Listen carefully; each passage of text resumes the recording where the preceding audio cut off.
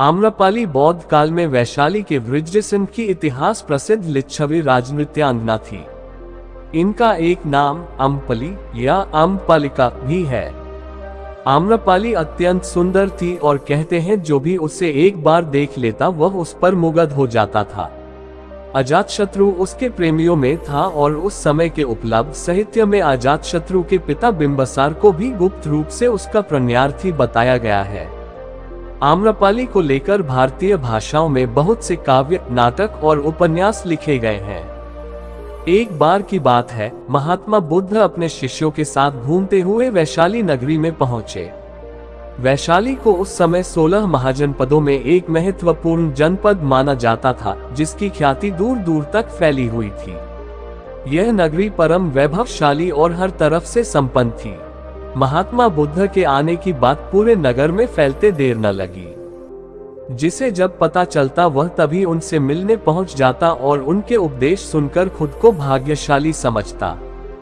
बुद्ध का चरित्र ही ऐसा प्रभावशाली था कि उनसे प्रभावित हुए बिना कोई नहीं रह सका। उस नगर की गणिका और राजनर्तकी आम्रपाली भी बुद्ध से मिलने की इच्छुक थी। वह खुद महात्मा बुद्ध के पास चलकर आए और उन्हें अपने घर भोजन के लिए आमंत्रित किया। उसने इतने सरल और प्रेम भाव से बुद्ध से विनती की कि बुद्ध मना नहीं कर सके।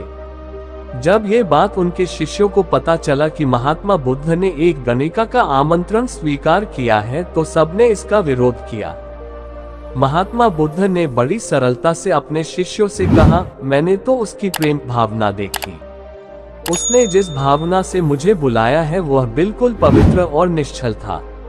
वह आज मुझसे मिलने एक गणिका बनकर नहीं बल्कि एक भक्ति भाव से आई थी, फिर भला मैं कैसे उसका आमंत्रण स्वीकार न करता, वह चाहे एक वेश्या हो या फिर कोई सन्यासी।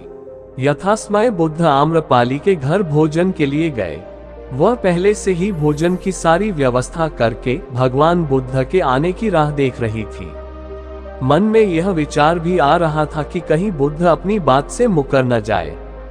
इतने बड़े सन्यासी भला क्यों एक वेश्या के बुलाने पर उसके घर आकर भोजन करेंगे। परंतु जैसे ही आम्रपाली ने बुद्ध को अपने घर आते देखा, उसकी प्रसन्नता का ठिकाना न रहा। वह दौड़कर दरवाजे पर गई और उनका स्वागत किया। खुद अपने हाथों से भोजन परोसा और उनकी आवभगत की। महात्मा बुद्ध के शिष्यों ने जो उनके साथ आए थे, जब एक वेश्या को, जिसके कदमों में खुद सम्राट बिंबिसार से लेकर अजातशत्रु थे, पूरी वैशाली जिसके एक झलक पाने के लिए तरसती थी, उसे एक सन्यासी के लिए ऐसा व्यवहार करते देख बुद्ध के शिष्यों के मन में अपने गुरु के लिए सम्मान और ज्यादा बढ़ गया। आम्रपाली ने महात्मा बुद्ध के व्यक्तित्व के बारे में जैसा सुना था, उनसे मिलने के बाद वह उनसे उससे ज्यादा प्रभावित हुई और उसी समय वह बुद्ध की शरण में चली गई। अपनी सारी संपत्ति वह बौद्ध मठ के नाम करके आजीवन भिक्षुणी बन गई। दोस्तों, कहानी अच्छी लगी हो तो हमारे चैनल को सब्सक्राइब करें, एक लाइक करें ताकि हम ऐसे ही कहानी आपके लिए लाते रहें।